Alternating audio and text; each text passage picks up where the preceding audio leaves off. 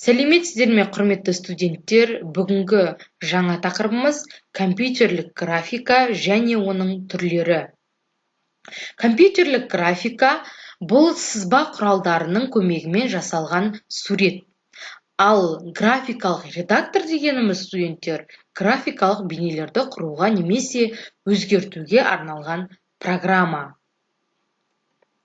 Компьютерлік графика әртүрлі кескіндерді, суреттерді, сызбаларды және мультипликацияларды компьютердің көмегімен алуды қарастыратын информатиканың маңызды саласы болып табылады.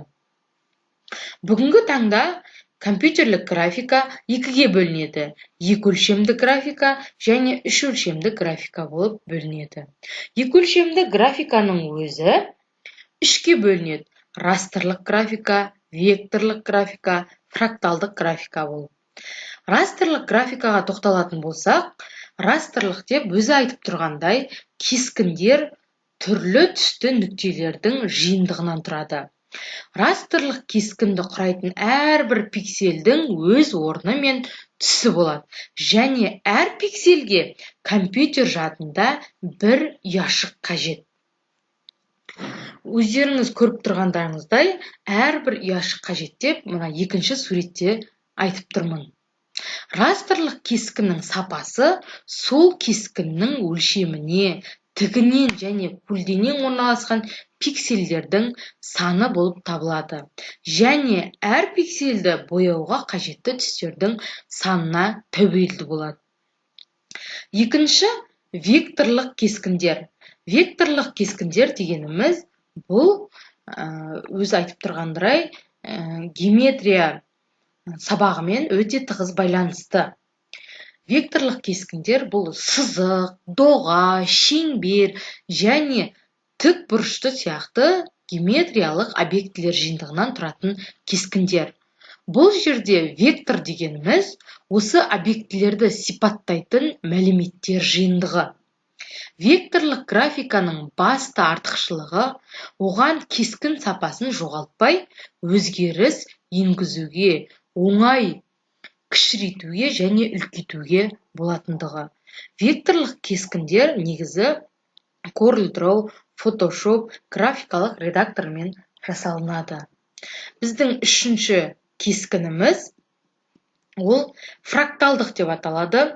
Фракталдық деген өздеріңіз суретте көріп тұрғандарыңыздай, бұған ешқандай математиканың және де арнайы пиксельдердің қажет етпейді. Бұл жерде тек сурет салуға немесе безендіруге арналған программа негізінде жүреді.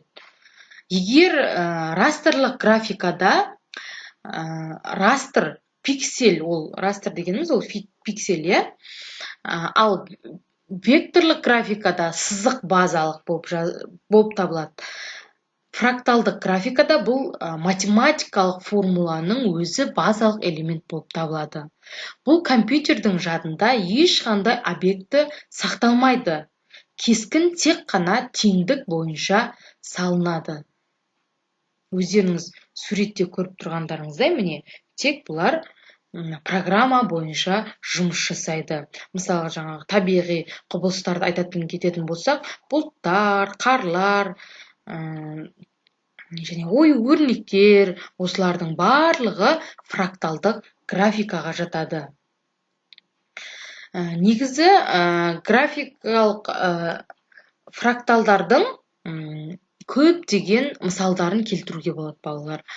Одан кейінгі айта кететініміз бұл үш өлшемді графика. Үш өлшемді графика дегеніміз көлемді объектілерді бейнелеуге арналған тәсілдер мен құралдардың жиынтығынан тұратын компьютерлік графиканың бөлімін айтамыз.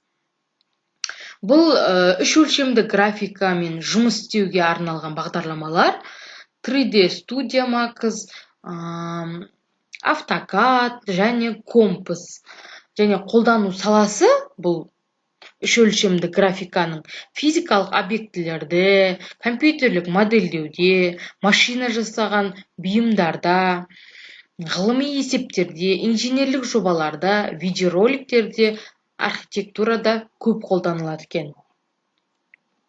Енді компьютерлік графиканың негізгі салаларына тоқталып кететін болсақ, бұл жерде компьютерлік графиканың қолдану әдістері бойынша негізгі салалары 6 бөлікке бөлінеді балалар. Бұл жерде ғылыми, іскерлік, көркемдік және конструкторлық, иллюстративтік, жарнамалық болып 6 түрге бөлінеді. Ғылыми графика дегеніміз балалар өзі айтып тұрғандай, алғашқы бұл ғылым жағын зерттейтін графика болып табылады. Бұл ғылыми графика алғашқы компьютерлер тек ғылыми және өндірістік есептерді шығару үшін қолданылады. Есептерден шыққан нәтижелерді дұрыс түсіну үшін олардың графикалық тұрғыда өңдеп, графикалық және диаграммалық сызбалар тұрғызатын болған. Машинадағы алғашқы графиктерді символдар режимінде басып шығаратын болған. Ал іскерлік график дегеніміз балалар, іскерлік деп бұл күнделікті қолданылатын өзіміздің мекемеде, ұжымда қолданылатын іс қағаздар жөнінде айтып тұр. Қандай да бір мекеме жұмысының көрсеткіштерін көрнекі түрде ұсыну үшін қолданылатын компьютерлік графиканың маңызды саласы болып табылады. Іскерлік графиканың көмегімен жоспар көрсеткіштерін, есеп құжаттарын және статистикалық есептерді және тағы басқа объектілерді көрнекі түрде ұсынуға болады.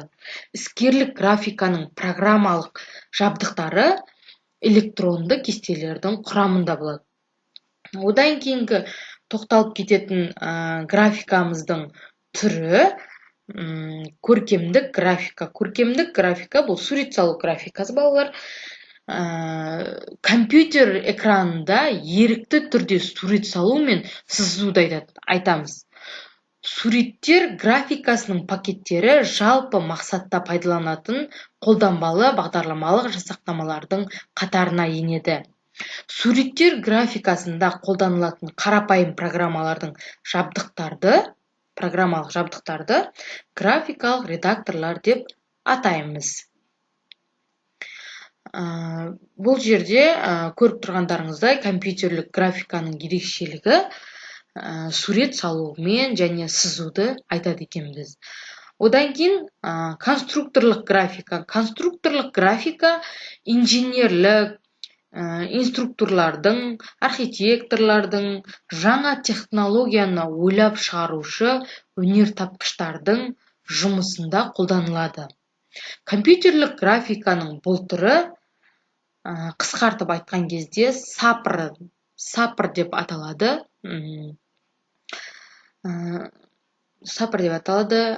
Бұл негізгі міндеті, бұл элементтің міндеті бұл жобалауды автоматтандыру жүйесі болып табылады.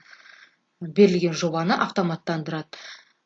Конструктордың графикалық құралдарын пайдалана отырып, жазықтықтағы кескіндерді, проекцияларды, сызбаларды және үш өлшемді кескіндерді жасауға болады. Одан кейінгі графикалық түрдің бір түрі бұл жарнамалық графика. Жарнамалық графика бұл